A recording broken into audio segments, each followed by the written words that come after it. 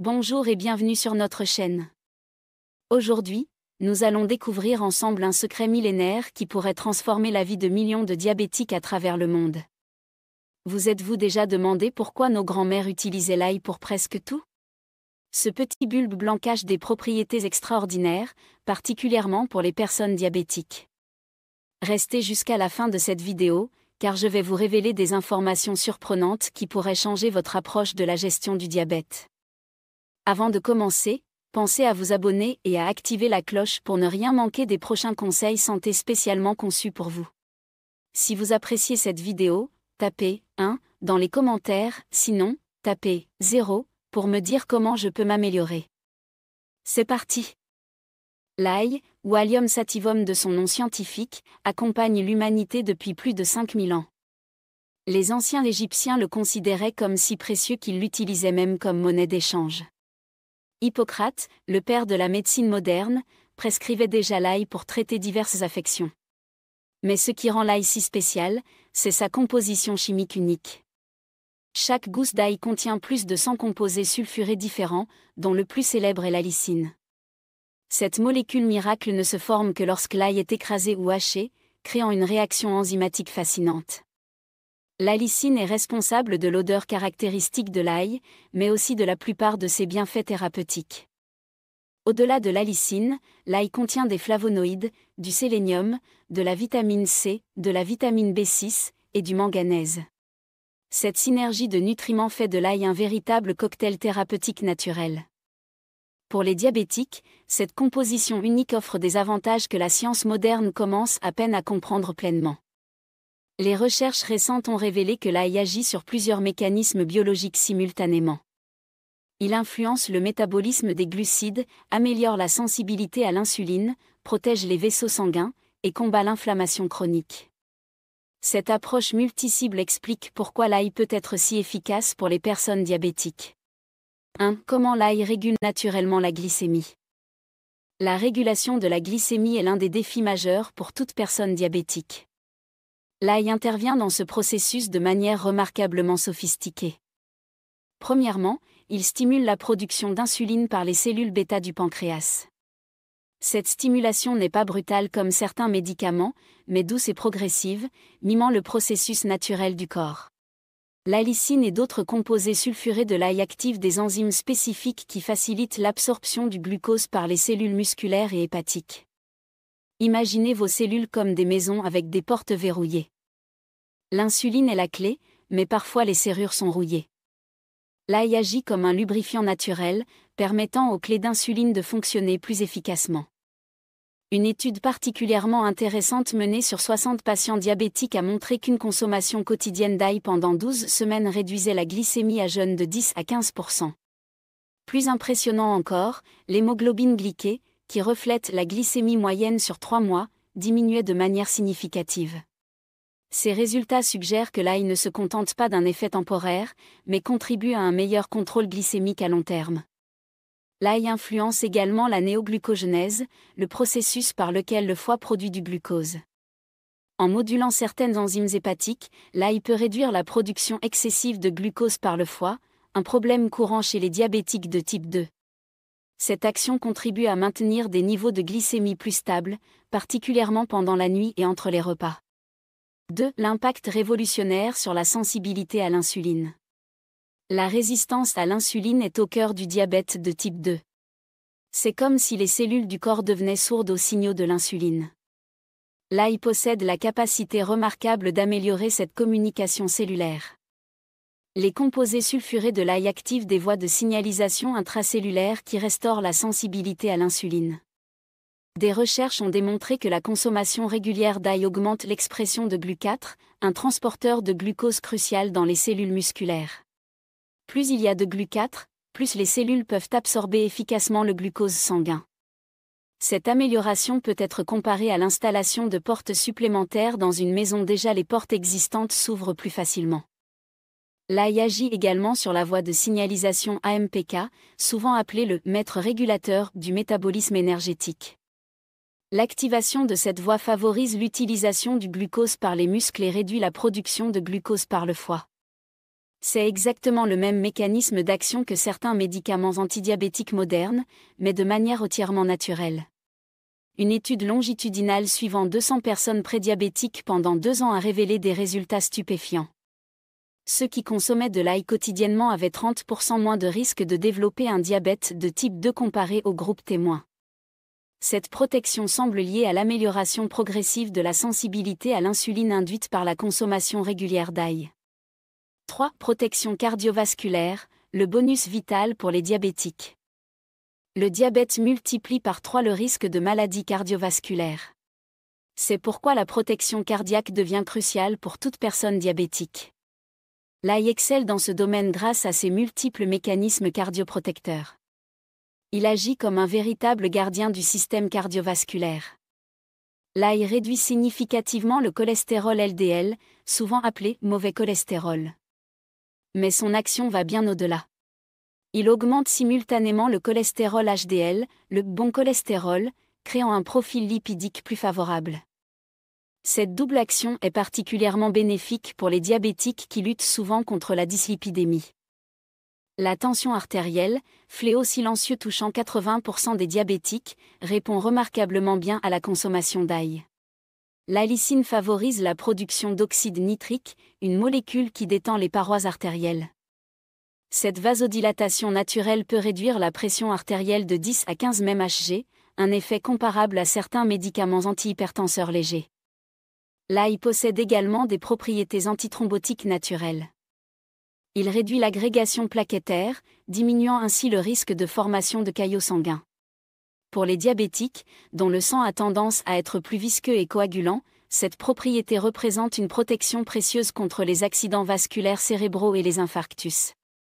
4. La lutte anti-inflammatoire de l'ail. L'inflammation chronique de bas grade est une caractéristique du diabète qui contribue à ses complications. L'ail déploie un arsenal anti-inflammatoire impressionnant pour combattre ce processus destructeur. Les composés sulfurés de l'ail inhibent la production de cytokines pro-inflammatoires, ces molécules qui entretiennent l'inflammation.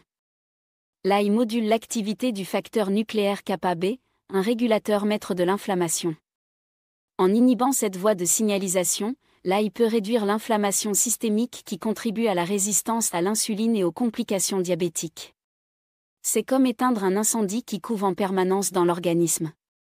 Des marqueurs inflammatoires comme la protéine C-réactive, L-interleukine 6, et le facteur de nécrose tumorale alpha diminuent significativement chez les personnes qui consomment de l'ail régulièrement. Cette réduction de l'inflammation se traduit par une amélioration générale de la santé métabolique et une diminution du risque de complications diabétiques. L'inflammation affecte particulièrement les vaisseaux sanguins chez les diabétiques, contribuant à l'athérosclérose et aux complications microvasculaires.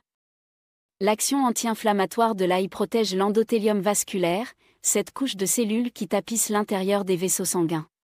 Cette protection est essentielle pour prévenir les complications au niveau des yeux, des reins et des nerfs.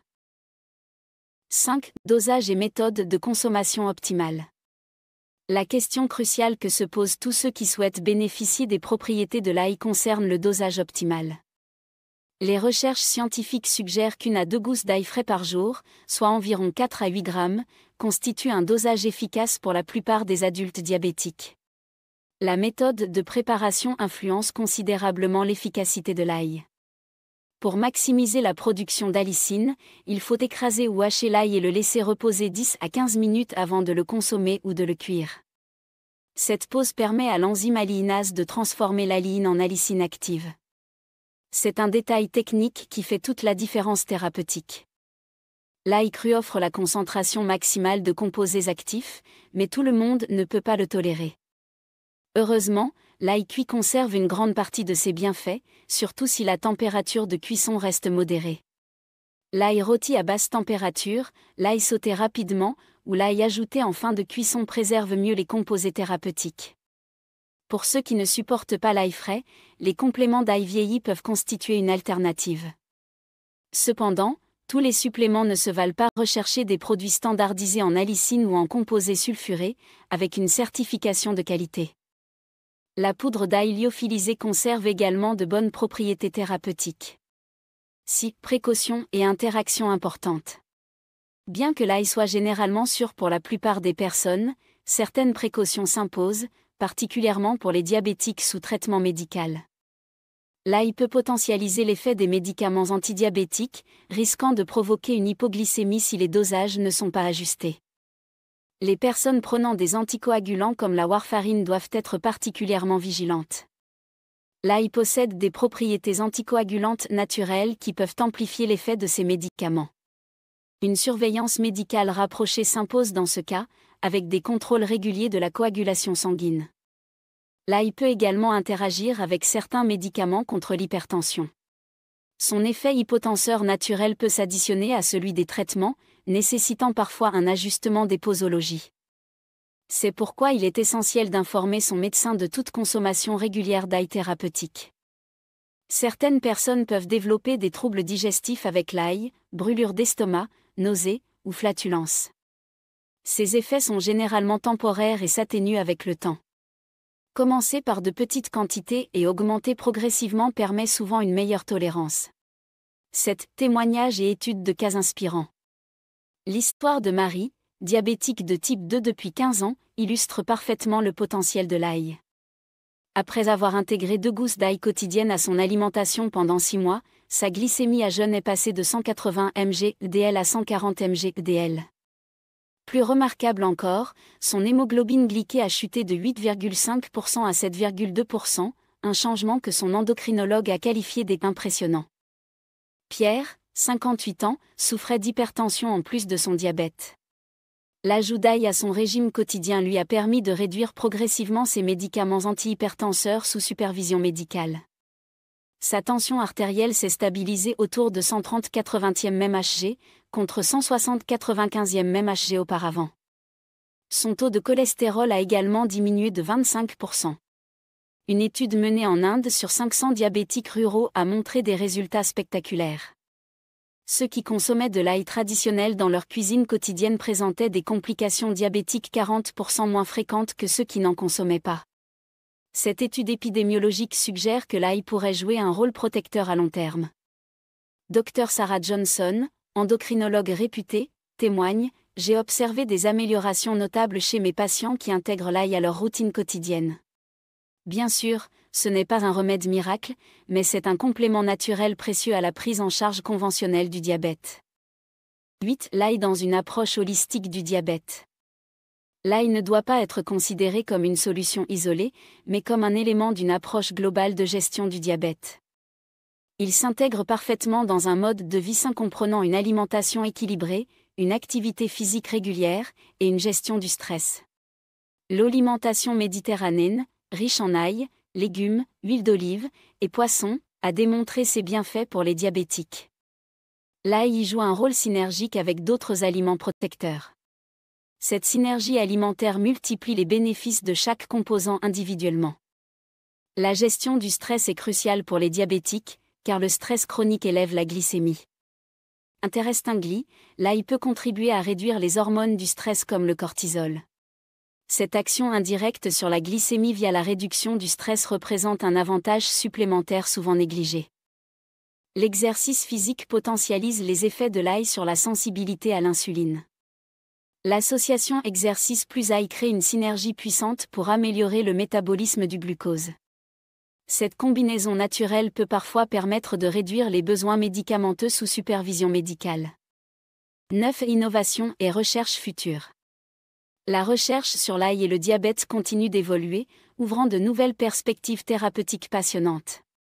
Des scientifiques travaillent sur des extraits d'ail concentrés et standardisés qui pourraient offrir des effets plus puissants et plus prévisibles. Ces développements pourraient révolutionner l'utilisation thérapeutique de l'ail. La nutrigénomique, science étudiant l'interaction entre nutrition et gènes, révèle que certaines personnes répondent mieux à l'ail que d'autres selon leur profil génétique. Cette personnalisation de la nutrition pourrait permettre d'optimiser les protocoles d'utilisation de l'ail pour chaque individu diabétique. Des recherches émergentes explorent l'effet de l'ail sur le microbiote intestinal des diabétiques. L'ail semble favoriser la croissance de bactéries bénéfiques qui participent à la régulation glycémique. Cette voie de recherche pourrait expliquer certains mécanismes d'action encore mystérieux de l'ail. L'ail fermenté, utilisé traditionnellement en Asie, fait l'objet d'études prometteuses. La fermentation semble concentrer certains composés bénéfiques tout en réduisant l'odeur et l'irritation gastrique. Cette forme d'ail pourrait offrir une meilleure tolérance avec une efficacité préservée. Conclusion. L'ail représente bien plus qu'un simple condiment dans la lutte contre le diabète.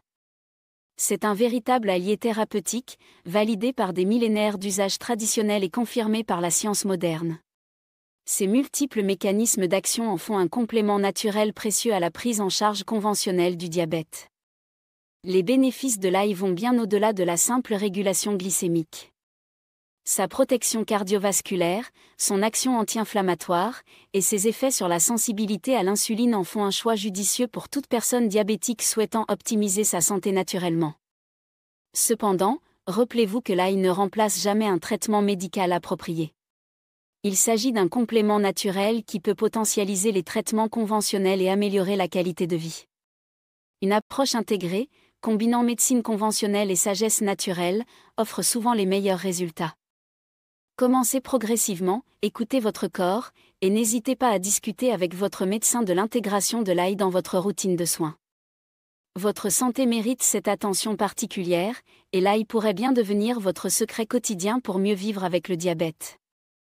Si cette vidéo vous a plu et vous a apporté des informations utiles, n'oubliez pas de liker, de vous abonner, et de partager avec vos proches.